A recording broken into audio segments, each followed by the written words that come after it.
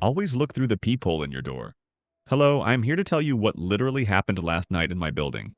My name is Manon, and I'm a law student in Montpellier. I live in a student residence like dozens of others. The problem is that something quite frightening happened last night. You should know that I live alone on the first floor, and at the end of my hallway, there's a window that only opens from the inside of the building. At around 11:50 p.m., I heard someone knock on my door. At first, I didn't really react. I just looked up and froze, waiting to see if it was just my imagination or if there was actually someone in front of my house. It wasn't until I heard the knock 4 more times that I realized it was real. I got up and walked over to my front door, and that's when he chose to bang on my door very, very loudly. I'm not going to lie, I don't think I've ever been so trembling in my life. So, of course, my first instinct was to call my mom. LOL. I called her in tears and explained what was happening. Of course, she didn't believe me right away. It was only when she heard the stranger knocking loudly on my door again that she did. I just remember taking a few steps back, sitting back in bed, and staying put with my mom on the phone. He kept knocking on my door for 20 minutes until he decided to escalate, meaning he started marking my door with a knife. It was when I told my mother, who was still on the phone, that she told me to hang up quickly and call the police. It was 12:20 a.m. when I called them, and they simply asked me for my address and what was going on. I explained everything to them, and in response, I just got a noted, and they hung up. They didn't send any patrols, no team, they just left me with a lunatic hammering on my door with a knife. A friend of mine who's a police officer came to see if everything was okay. He had just finished his shift and decided to stop by my building after I called him for help. He arrived at my house at 1:10 a.m. I gave him my keys through the balcony because the door to my building opens with a magnetic pass, and he came right up to my door. I opened it for him, and that's when I realized the extent of the damage to my door. More importantly, they realized that the guy who'd been attacking me had left through the window at the end of my hallway. As I write this, it's the next day, and I went to the police station to file a complaint. They clearly told me that it was either someone who'd been following me, observing me for several weeks, or watching me from outside via my balcony at night. So, clearly I broke down in tears as I left the police station. Moral of the story: always be careful, ladies, even if you're coming home from college or shopping or whatever, and use the peephole on your doors for those who have one. Because if I had opened the door yesterday to check what was going on, I don't know what would have happened, and above all, I still don't know who that guy was from last night. Please don't be mean in the comments. Reading stories is one thing, but experiencing one like this is really quite traumatic. The man on the train. Hey, I'm Caroline, and here's my short but somewhat disturbing story. I'm 21 now, but at the time of this story, I was 15. I had finished middle school and had to do an extra year to get into high school. This bridging year wasn't very common, so the school where the classes were held wasn't in the city where I lived, so I had to take the train to get there. Nothing complicated about that. It was a direct train or one with 3 stops, or at least one every 15 minutes. No problem with that. One afternoon around 2 p.m., I decided to go home early because I wasn't feeling very well. I called my mother to let her know and went to the station to catch my train. While I was waiting on the platform, I saw a man who seemed to be looking at me. A very tall guy, about 6 feet 1 inch, in his 40s, very fat. In short, extremely imposing for me, who's 5 feet 1 inch. He also seems to be having a lot of trouble breathing. I think I must be a little paranoid and I look away. But this guy approaches me and says hello, politely, and he hasn't done anything to me, so I return his greeting. But I decide to take out my earphones to show him that the conversation is over, but he continues asking me where I'm going. A little panicked by this man, I repeat, imposing, I answer him anything, the first city that comes to mind, which is not at all where I'm going. The train arrives. I decide to move on the train despite the empty seats. There were really a lot of seats. At 2 p.m., the train is empty. To go to a different car from his. After a few minutes of sitting, I see him arrive in my carriage and sit right across from me. I don't say anything and just look at the floor. He stares at me, sweating, and his breathing is making a terrible noise. I panic and write to my mother. She calls me, I pick up, and then I act like everything is fine. She understands and plays along. We chat as if she's waiting for me at the station. The train arrives in my town, and at the last minute I run out so he doesn't leave at the same time. I go home terrified. Days pass, another afternoon where I don't feel very well and decide to go home. Given my school hours, this means I'll be taking the train at the same time as last time. But I'm not worried.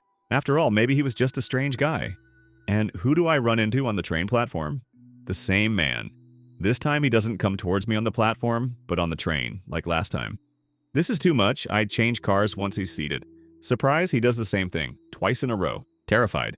My mother is at work, no one at home is waiting for me, and my friends are in class. Arriving at a station before mine, I get off the train. So does he. I quickly get back on the train just before the doors close. He doesn't have time to do the same. I never took the train that time again. I never saw him again. Last night in a psychiatric clinic. My name is Anna, and when I discovered this subreddit a few days ago, I remembered a traumatic episode that happened to me about 5 years ago. At the time, I was 20 years old and experiencing a fairly severe depressive episode.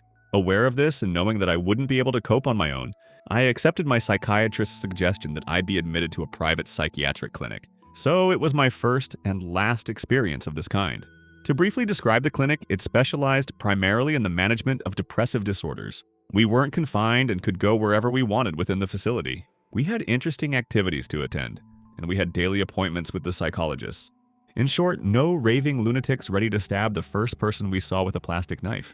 I spent 3.5 weeks in this clinic and met several people. A group of 3 guys were very kind and considerate towards me, who always included me in their discussions. They often warned me about a guy named Axel who always hung around the clinic alone and had no friends. Being curious and easily empathetic by nature, I became interested in him. I was told he'd been here for a month and hadn't spoken to anyone since. All we know is that he was forcibly committed. I didn't get any more details, but basically if it were up to him, he would never have set foot in here. For depression, suicidal thoughts, and alcoholism. An interesting character, albeit a creepy one. Despite everything, I decided to talk to him because, at the time, I couldn't bear to see people alone and isolated. It caused me a lot of problems. The guy seems interesting, he even makes me laugh, and we realize that we have the same musical tastes. This gives us things in common, and naturally, we start hanging out together, getting into a routine. In this routine, in the evening, at curfew time, 9 p.m., I think I remember, he walks me back to my room and then goes to his for the night. This pattern continued unabated for 2 weeks until that fateful evening. He walked me back to my room as usual and then returned to his just before the nurse's rounds to check that everyone was in bed. I started to close my eyes when I heard the door to my room gently open. At that moment, my back was turned to the door, so it was impossible to see who had opened it. I told myself it must be a nurse who had come to check that everything was okay and that she would quickly close the door. Except that I heard the slight creaking of the floorboards leading to my bed, as if someone was tiptoeing towards me, in socks because there was no sound of shoes. My heart was racing, but I still felt relatively safe. I was in a medical facility, well monitored, nothing could happen to me. It was surely a nurse checking something, but at the same time, I have this little voice in my head whispering, "You're in a psychiatric clinic, someone opens your room door in the middle of the night and approaches you silently. Are you sure you're safe?" My heart starts racing. I keep my eyes closed and continue to pretend to be asleep. And then I start to hear the sound of rather heavy breathing, almost panting, right in front of the bed. I'm scared. Why would a nurse watch me sleep? And above all, I smell a faint odor of alcohol. Why would a nurse smell alcohol? The sound of breathing seems to last forever. I run through all the possible scenarios, and behind me, this disturbing presence that won't go away. That's when I hear my room door close, except I didn't hear the creaking of the wooden floorboards, telling me that the person watching me sleep would be gone.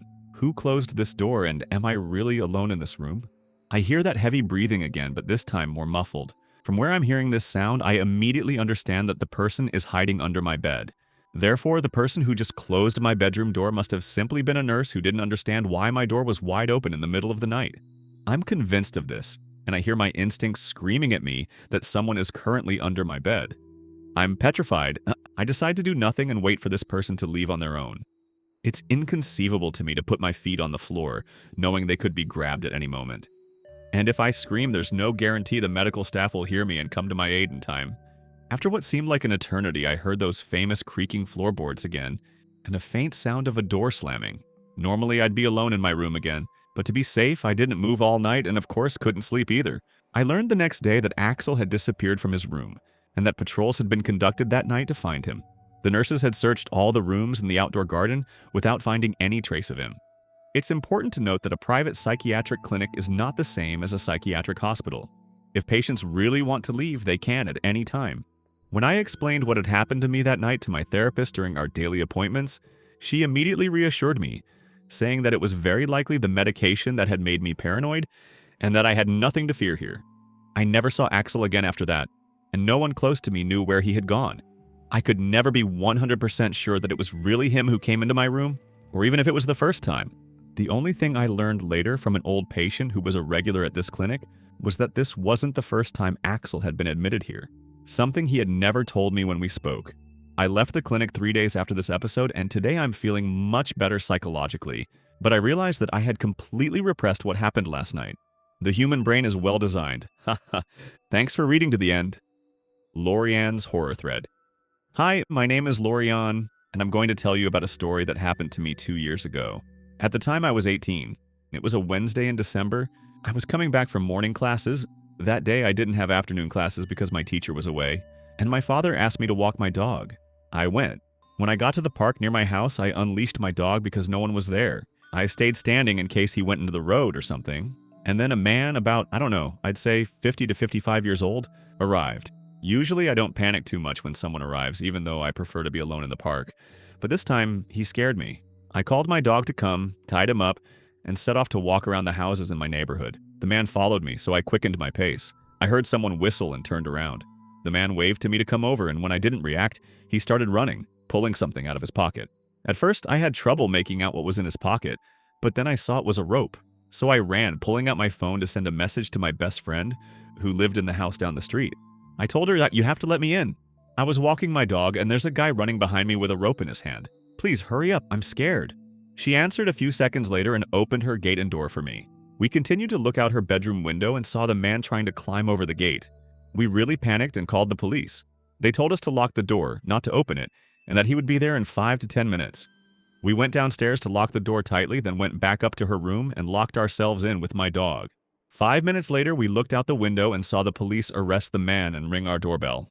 We opened the door, they spoke to us, and I went home. I didn't say anything to my father. The following week, the police summoned me and told me that this man had been sentenced to 35 years in prison for rape and murder. In fact, if my best friend hadn't been there, I would probably be dead by now. Thanks to her, because today, we are still inseparable. If stories like this keep you up at night or make you double-check under your bed, make sure to hit that subscribe button and turn on the bell so you don't miss the next unsettling tale. There's more darkness waiting in my other videos, so if you dare, check them out. Until then, sleep tight.